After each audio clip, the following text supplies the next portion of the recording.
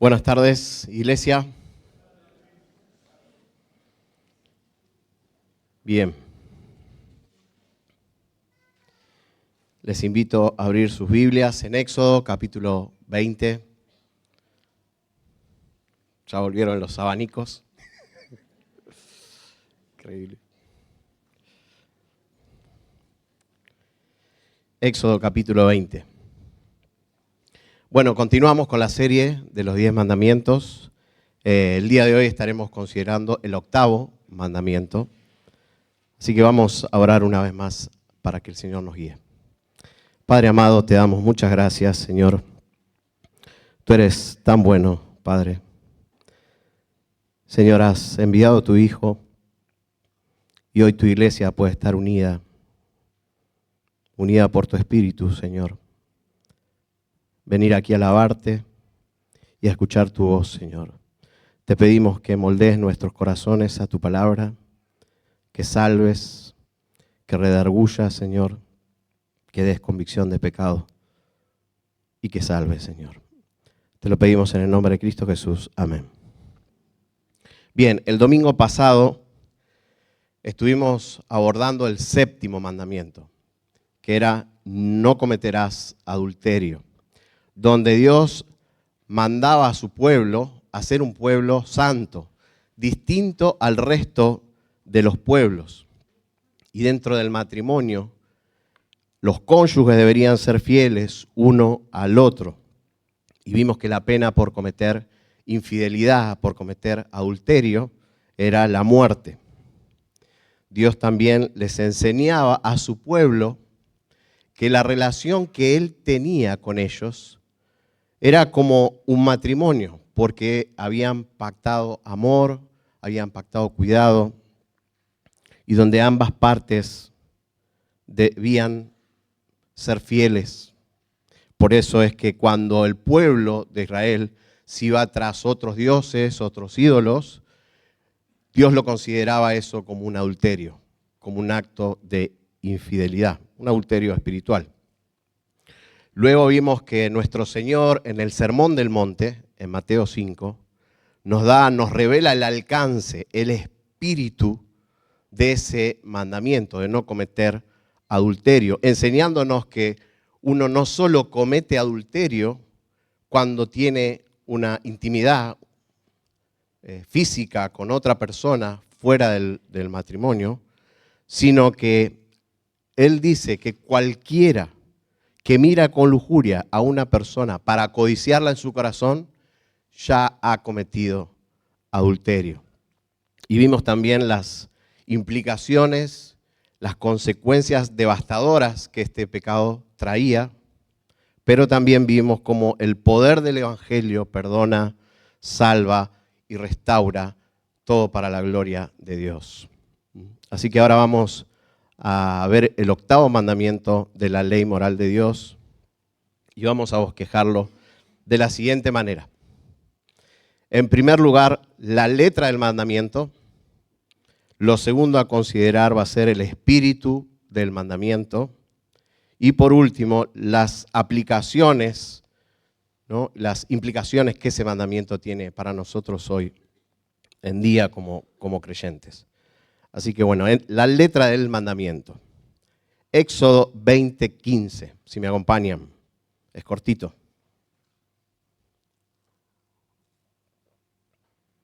Dice, no hurtarás o no robarás, según la versión que tengas de tu Biblia. Pero a pesar de que el significado de estas dos palabras, tanto hurtar como robar, tienen un significado, varían el significado técnicamente, en la Biblia cuando la encontramos se refiere a ellas de manera indistinta. Este mandamiento tiene que ver con las cosas que son parte de la propiedad privada de una persona. Así que, ¿qué significa hurtar o qué significa robar? Significa apropiarse de algo que por derecho le pertenece a otro. Es decir, que ya tiene un dueño.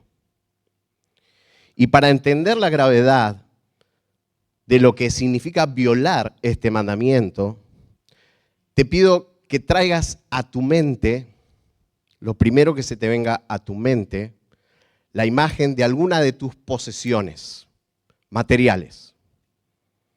Tu casa, tu auto, tu terreno, tu quinta, tu celular, tu TV, lo que se te venga a la cabeza. Todas las posesiones que legítimamente te pertenecen. Ahora quiero que vayamos juntos al Salmo 24, versículo 1.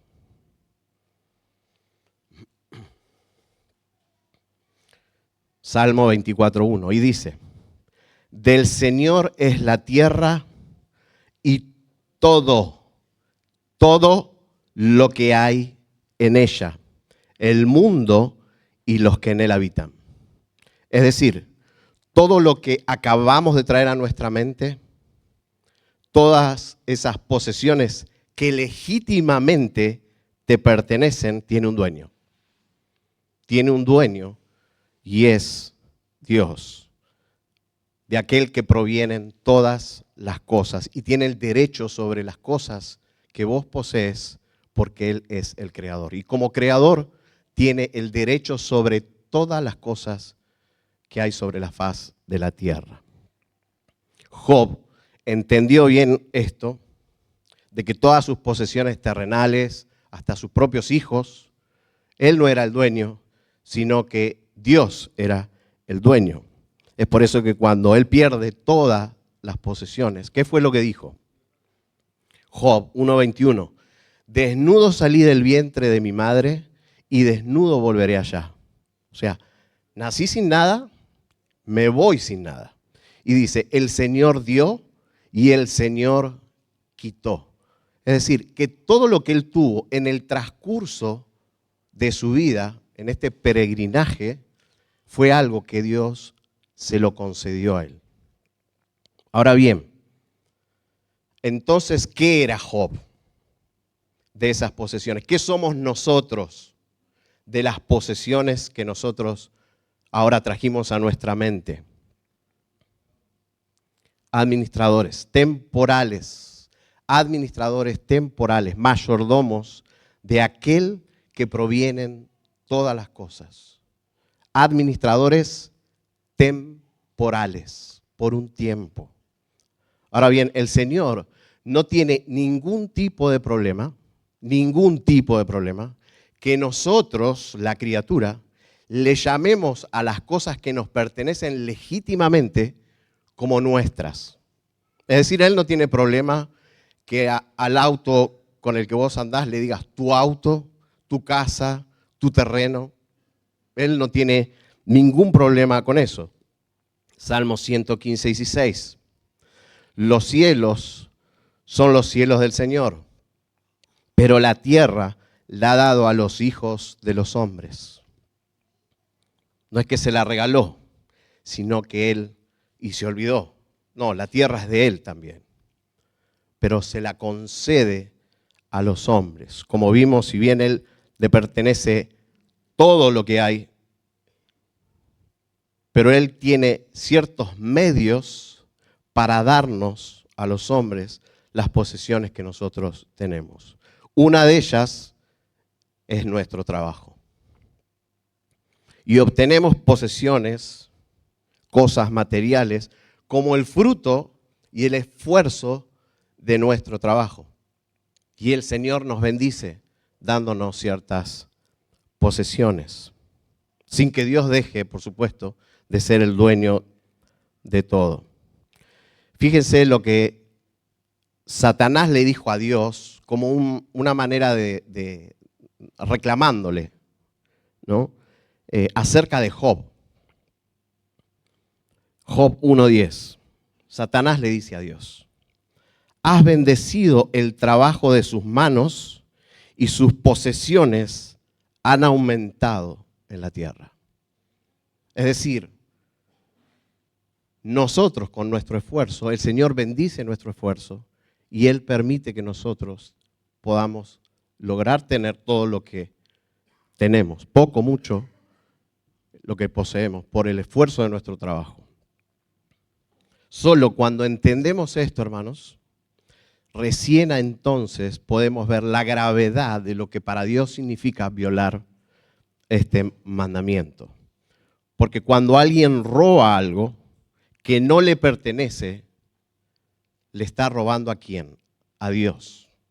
A Dios en primer lugar, quien es el dueño de todas las cosas. Pero luego también le está robando a quien Él designó como administrador de esos bienes. Ahora bien, ¿cuál era la pena para aquellos que violaban el octavo mandamiento y violaban? Sin dudas, la vida de una persona es más importante que nuestras posesiones. Es por eso que Dios, la pena para el séptimo mandamiento de no matar, se pagaba con la vida. Pero en este caso, ¿qué ocurría con aquellos que robaban? Bueno, Éxodo 22:3, si me acompañan.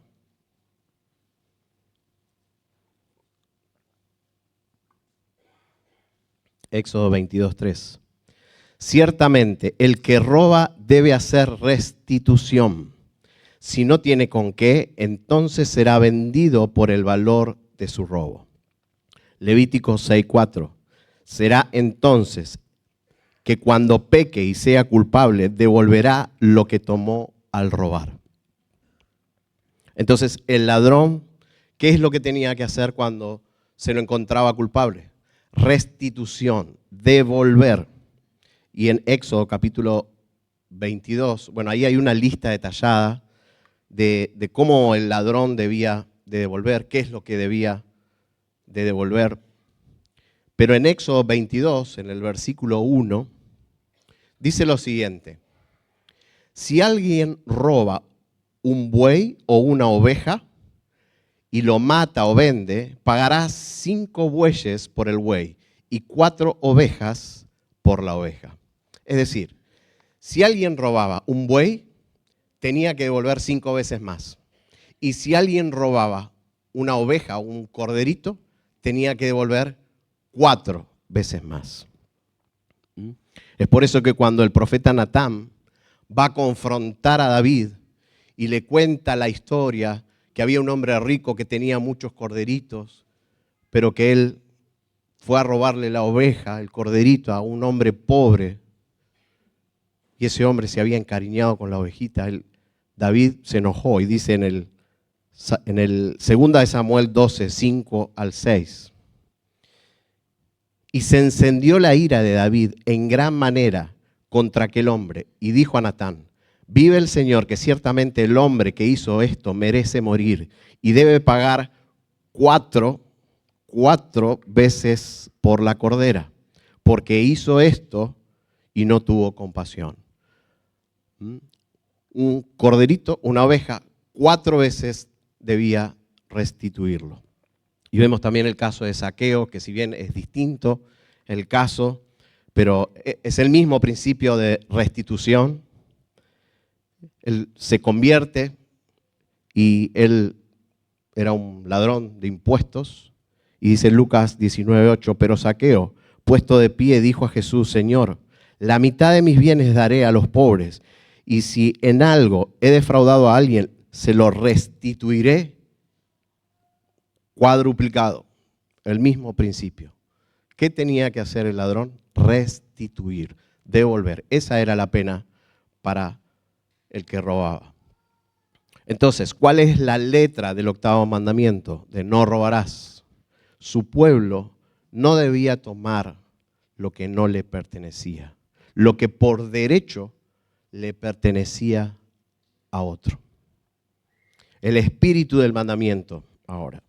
Dice el pastor Miguel Núñez en su libro La Ley de la Libertad que el espíritu de este mandamiento tiene que ver con los distintos hábitos que suelen llevarnos a apropiarnos de lo ajeno, con todas las maneras habidas y por haber. Iglesia, un hombre, una mujer pueden robar sin necesidad de romper una caja fuerte, de ir armado, de meterle la mano en el bolsillo al otro. Hay muchas maneras que el hombre tiene de robar. En algunas se siente justificado, en otras por ahí ni lo sabe, por ahí es inconsciente, pero está robando. Y en otras por ahí lo hace sabiendo. Pero en ambas maneras, en todas las formas de robar, eso es un pecado y es detestable a los ojos de Dios. Un ejemplo de esto es cuando un pobre roba porque le falta. Pero, hermanos, la necesidad nunca justifica el pecado. Nunca justifica el pecado. Es un robo. Y si se le roba a un rico es tanto pecado como se le roba a un pobre. Y si se roba 50 centavos o se roba un banco, para Dios es exactamente lo mismo. Porque no es pecado por la cantidad que se robe. Es el hecho de apropiarse de algo, por más mínimo que sea e insignificante que sea, que no te pertenezca. Cuando vamos a comprar algo a una feria, por ejemplo, comenzamos a regatear el precio y puede que el precio, si nosotros hacemos un estudio, puede ser que el precio sea elevado, el precio que nos digan, y empezamos a regatear el precio, porque sabemos que el precio que nos están ofreciendo es caro. Y empezamos a negociar, sabiendo que nuestra habilidad para negociar, finalmente vamos a terminar pagándolo barato, pero seguimos y seguimos y seguimos, y ya conseguimos el precio que sabemos que es el precio justo, pero encima, y seguimos, y seguimos. Y si pudiéramos empezar a sacar de la comisión del vendedor, también seguiríamos para obtenerlo más barato. Hermanos, eso es un robo. Lo que estamos haciendo es un robo. Proverbios. Y es realmente, es increíble que esto se hable en la palabra de Dios. Proverbios 24:14. Dice, malo, malo, dice el comprador, pero cuando se marcha, entonces se jacta. Un ejemplo yo lo vi muy vívido, es cuando alguien va a comprar un auto. Le gusta el auto y averigua el precio y empieza. A ver, ponémelo en marcha. Mira las gomas. Y empieza a buscarle los detalles. Está chocado. No suena bien. Malo, malo. Malo, malo. Y el vendedor puede bajar el precio. Puede bajar el precio. Pero la actitud del corazón a veces nos incita a querer ir por más. Cuando ocurre eso, hermanos, empezamos a robar. Mucha gente se abstiene de tomar lo que le pertenece a otra persona, pero no piensa que está mal robarle, por ejemplo, a la empresa, al gobierno. Por ejemplo, alguien podría trabajar en una empresa próspera, donde tus jefes, los dueños, vos ves que tienen una gran vida, grandes autos, pero sin embargo a vos te pagan unos sueldos miserables, por abajo del mínimo, pero eso no es justificativo para que vos te quedes con dinero de la empresa, con herramientas de la empresa, incluso si la empresa te paga a destiempo. La empresa, tanto los empleados como el empleador, dará cuentas un día delante de Dios. Levítico 19:13. No oprimas a tu prójimo, ni le robarás. El salario de un jornalero no ha de quedar contigo toda la noche hasta mañana. Tenés la plata ahora, pagale a tu empleado. No lo oprimas. El empleador dará cuenta a Dios, pero los empleados también. No justifica si estás trabajando en una empresa que ves este tipo de cosas y te pasan estas cosas, no justifica el hecho de que vos te quedes con cosas que no te pertenecen. Estados Unidos, un país que acostumbra a llevar estadísticas, el FBI considera el robo laboral como el crimen de mayor crecimiento. El crimen de mayor crecimiento, el robo laboral. Y dice, fingir estar enfermo para no ir al trabajo, utilizar herramientas o consumos para uso propio, como impresiones, hojas, bolígrafos, llegar tarde al trabajo o salir antes de tiempo sin razón, usar celulares, tarjetas de crédito cargando gastos personales a la empresa, utilizar tiempo de tu trabajo para realizar otra actividad, pasar más viáticos de lo que en realidad es. Y la lista seguía. Robamos al Estado cuando no pagamos algún impuesto, por más corrupto que sea el Estado. Cuando no pagamos nuestros impuestos, estamos robando. Romanos 13:7, paguen a todos lo que deban. Al que impuesto, impuesto. Al que tributo, tributo.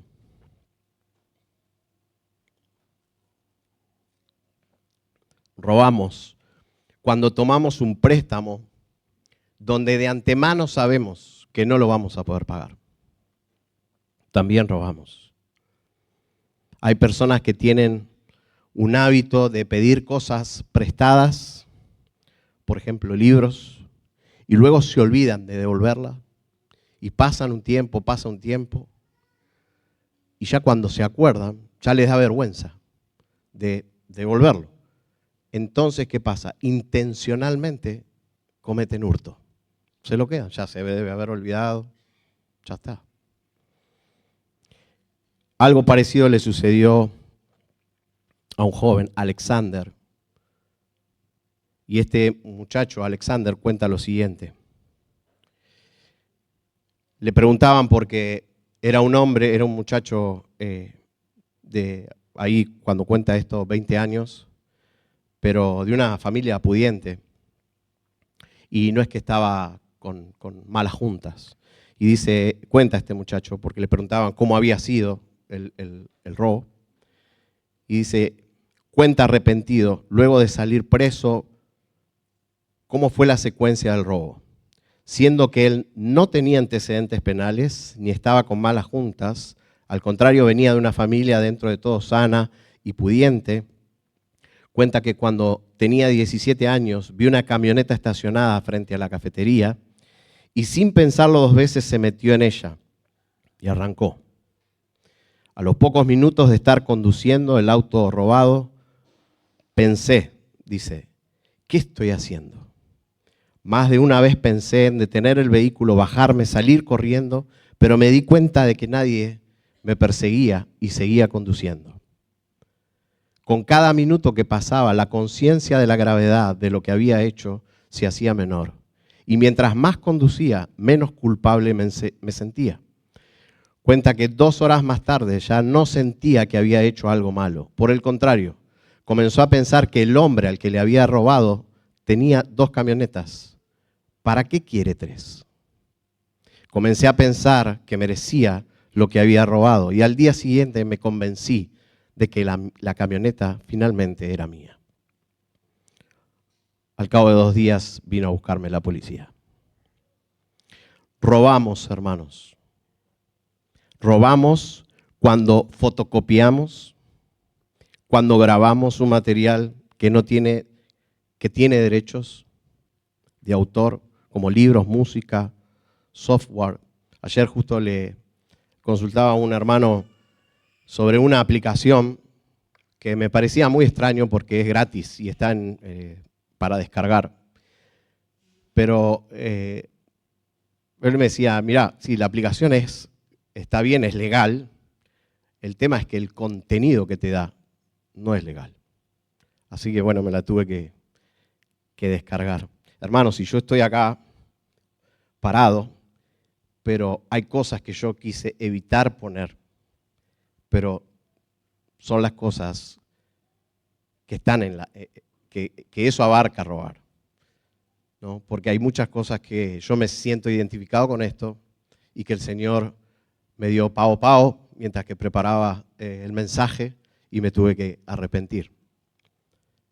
Robamos también cuando mentimos para recibir algún tipo de ayuda social.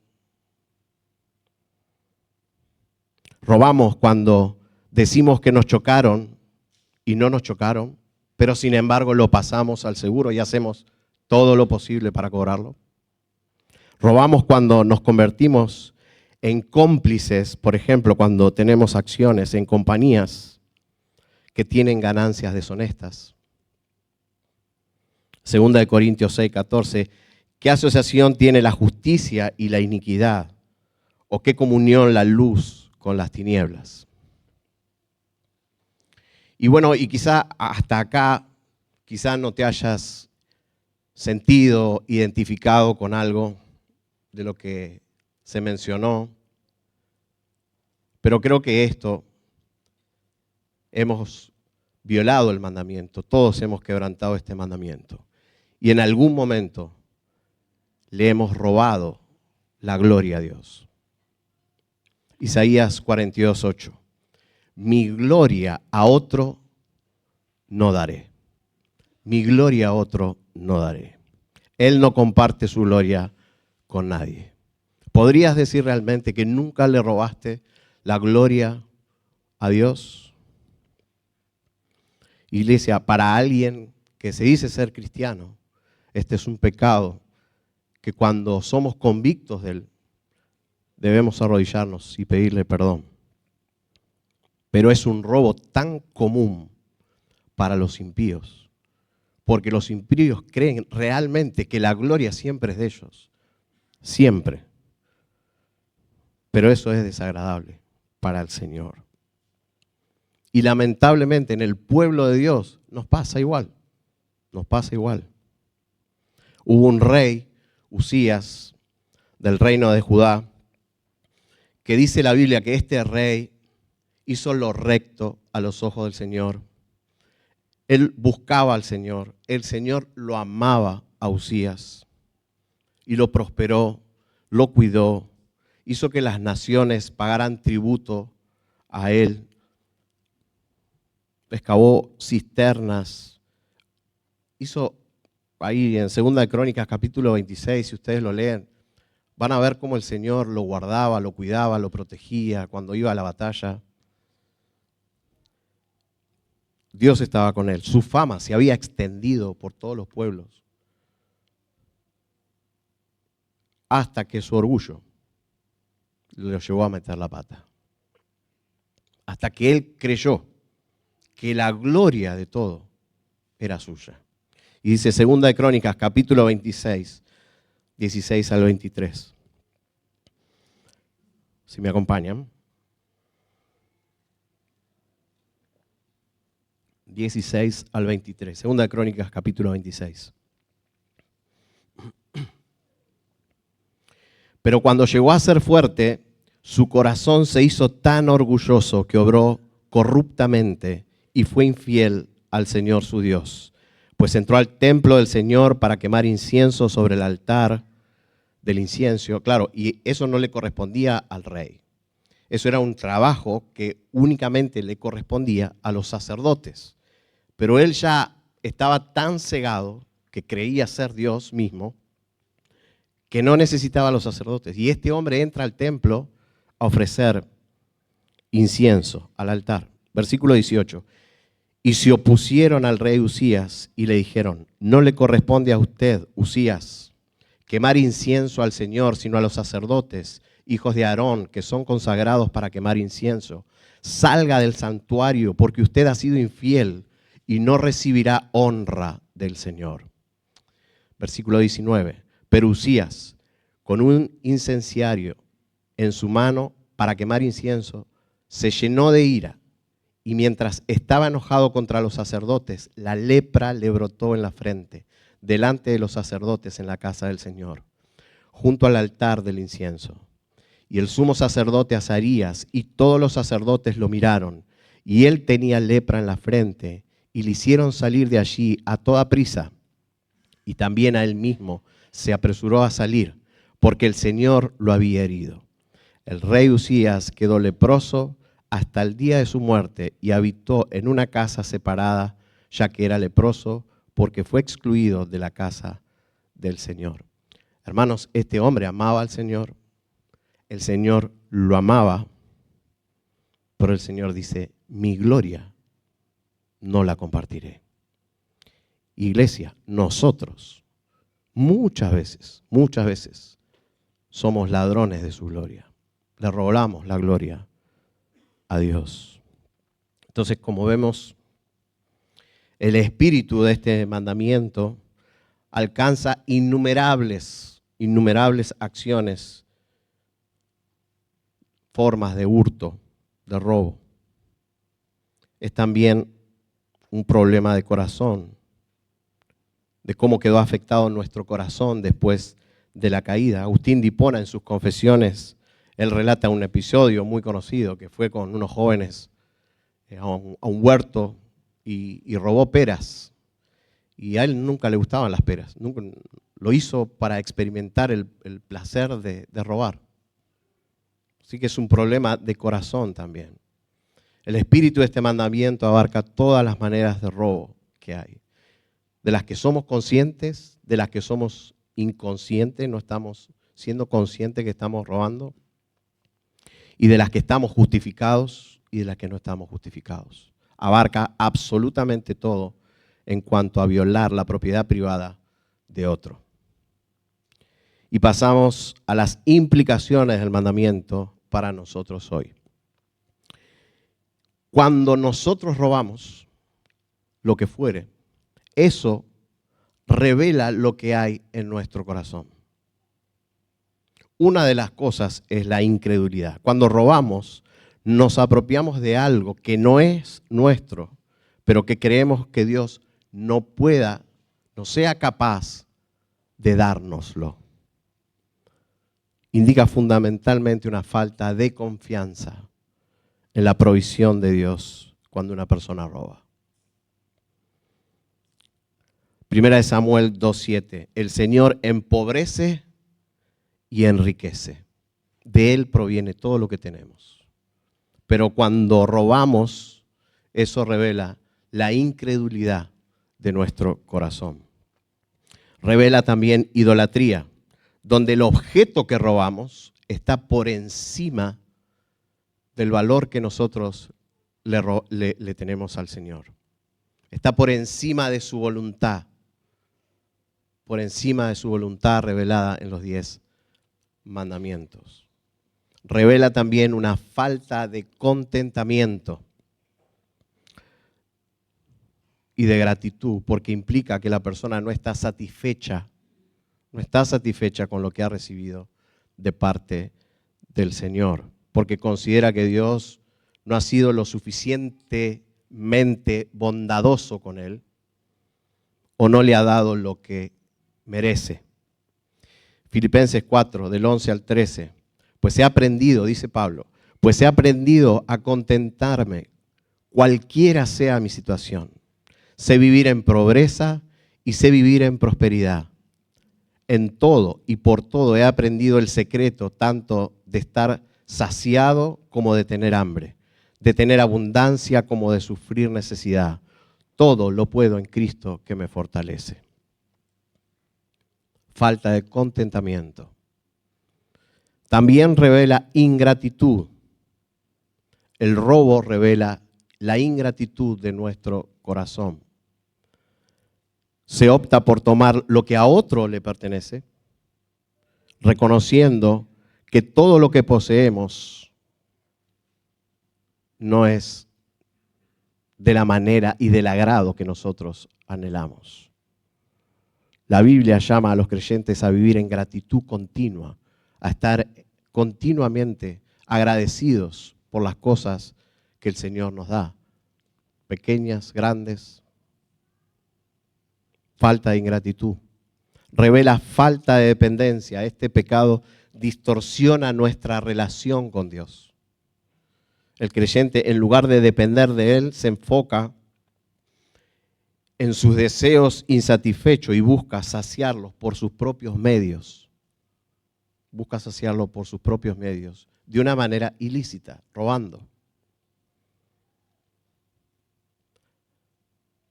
Falta de amor y consideración hacia los demás. Falta de amor a las personas que le estamos quitando algo. Nosotros no sabemos el impacto que eso puede tener en las personas. No sabemos lo que significa ese bien para esa persona. No consideramos al otro mayor que a uno mismo. El Señor dijo en Mateo 22:39, amarás a tu prójimo como a ti mismo. Cuando uno roba, revela realmente lo que hay en su corazón. Una falta de amor. Falta de amor. Revela también egocentrismo. La persona que toma lo ajeno, a pesar de saber que no es correcto, lo toma igual. Porque lo único que quiere es saciar su deseo.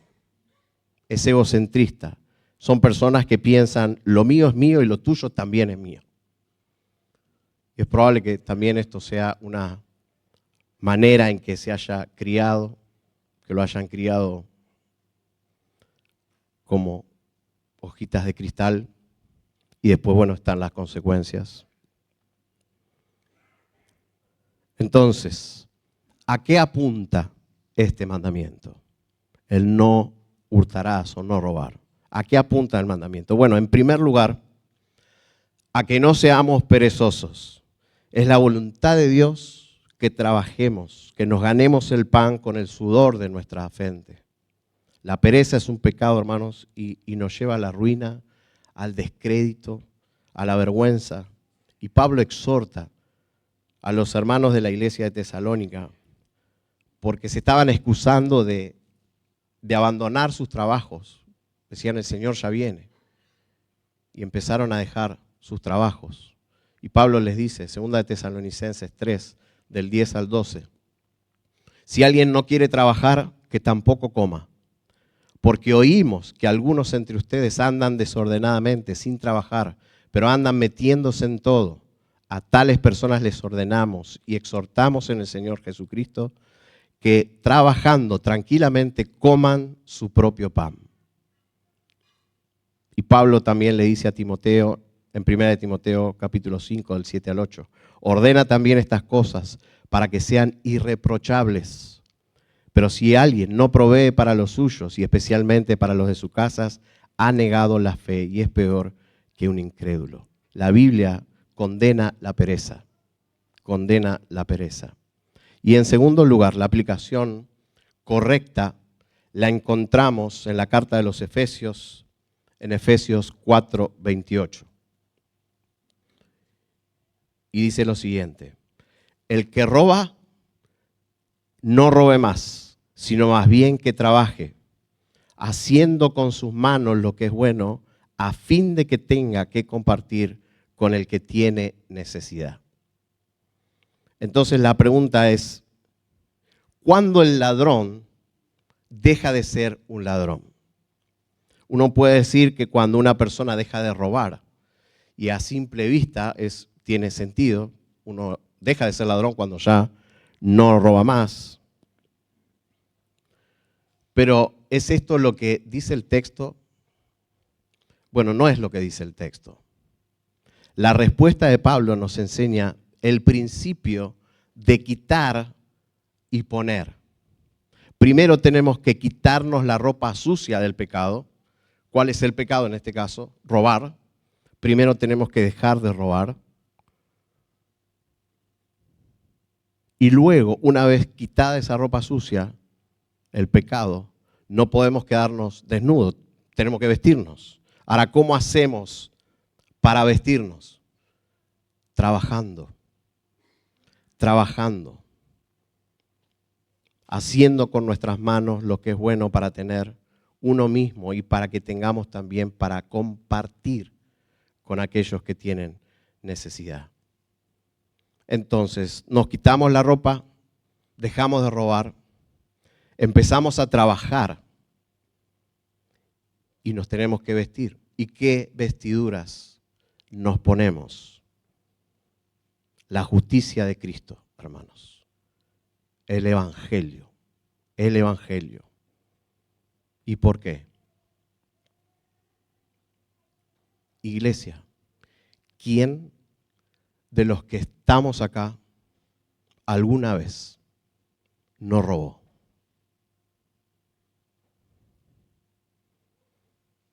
Si somos honestos, nadie. Si somos honestos, nadie. Todos hemos violado este mandamiento. Todos hemos robado algo en nuestra vida. Cuando me convertí era un fanático, era fan de Ray Comfort. Y me encantaba ver los videos porque quería aprender a predicarle. Aprender a predicar para salir a la gente y predicarle. Y él me encantaba cómo usaba la ley, lo que estamos nosotros ahora viendo. Y él predicaba y a mí me fascinaba ver cómo él agarraba las conciencias de las personas que se creían buenas y la ley moral de Dios, finalmente ellos tenían que decir, sí, bueno, soy ladrón, algo robé. Y me encanta porque él después le decía, bueno, entonces, ¿qué? ¿Eso en qué te convierte? Y la persona finalmente decía, en un ladrón. La persona que había creído que era buena, finalmente termina confesando ante la ley, ante la pregunta de Ray, ¿eso en qué te convierte? Y termina diciendo, en un ladrón. Bueno, en realidad lo que esas personas están reconociendo es lo que la Biblia dice que somos, pecadores, ladrones, que no hay justo ni aún uno. Pero iglesia, la buena noticia es que ya hemos sido lavados y Cristo nos dio ropas nuevas, nos dio ropas de gala, ha borrado nuestros pecados. Y cuando estamos vestidos de su justicia, es que ya no necesitamos mirarnos a nosotros mismos. ¿Por qué? Porque no hay nada bueno. No hay nada bueno en nosotros. Lo único bueno que tenemos ahora es la ropa que Él nos dio. Y es su justicia. Y todos los días debemos vestirnos con sus ropas. De lo contrario, Satanás siempre va a estar listo para acusarnos. Para decirnos algo, que escuchen, iglesia. Él es un engañador, es un mentiroso. Pero cuando nosotros no estamos vestidos con las justicias de Cristo, sino con nuestra propia justicia, Él está listo ahí para decirte la verdad. Sos un ladrón. Él está listo para decir en ese caso la verdad. Sos un ladrón. Y sí, somos tizones arrebatados del fuego. Zacarías tuvo una visión del sacerdote Josué y él vio al sacerdote Josué, al lado estaba listo Satanás para acusarlo. Y dice Zacarías 3, versículo 2, y el ángel del Señor dijo a Satanás, que estaba listo para acusarlo, el Señor te reprenda, Satanás, repréndate el Señor que ha escogido a Jerusalén. ¿No es este un tizón arrebatado del fuego? Josué estaba vestido de ropas sucias, en pie delante del ángel. Y este habló y dijo a los que estaban delante de él, quítenle las ropas sucias. Y a él le dijo, mira, he quitado tu iniquidad y te vestiré con ropas de gala. Hermanos, cuando no tenemos la justicia, esos vestidos que Él nos ha dado, nos ha provisto, Satanás siempre estará al pie del cañón para decirte la verdad, que sos un pecador. Pero ya no es necesario tener que escuchar a Satanás, porque nosotros ahora tenemos esa ropa todos los días debemos predicarnos el Evangelio, todos los días. Iglesia, ¿se acuerdan quién fue la última persona que el Señor salvó en su ministerio terrenal? Un ladrón. un ladrón. Junto a ese ladrón estabas vos y yo.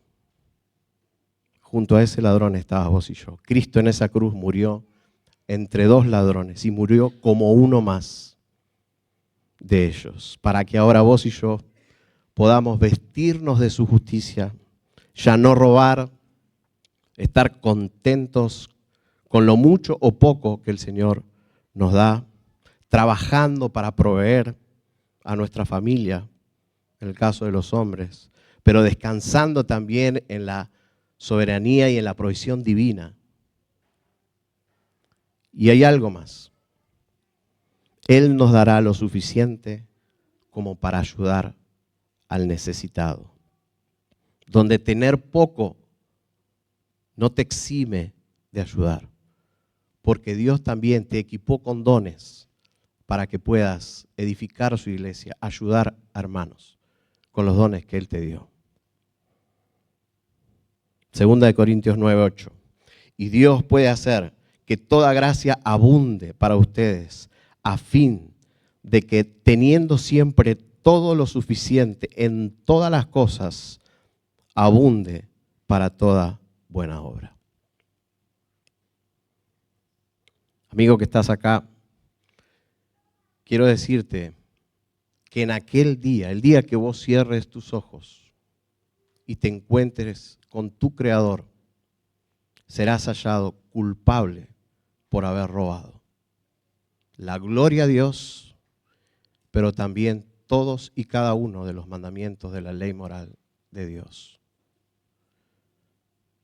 Hay una buena noticia y que te evita el juicio, te evita que seas echado al infierno por toda tu eternidad. Y es que el Hijo de Dios, Jesucristo, hombre, Dios encarnado, bajó despojándose de todo privilegio y bajó a caminar en este mundo durante 33 años, viviendo la vida que ni vos ni yo podemos vivir, obedeciendo a la perfección la ley moral de Dios, porque Él era hombre, pero Él era Dios y era el único que podía obedecer la ley moral.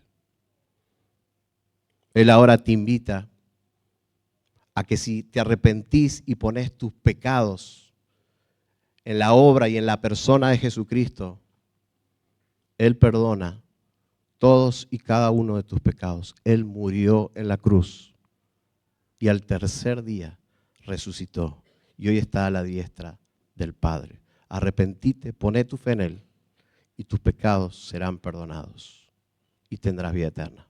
Vamos a orar. Padre amado, te damos muchas gracias, Señor, por tu palabra.